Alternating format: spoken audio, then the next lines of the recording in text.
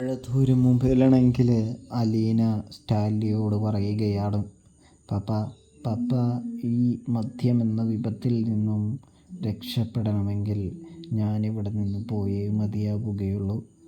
പപ്പ എന്നെ ഓർത്തും ഇപ്പോൾ ഒരുപാട് മദ്യപിക്കുകയാണ് എന്ന് പറയുന്നത് കാണാനായിട്ട് സാധിക്കും.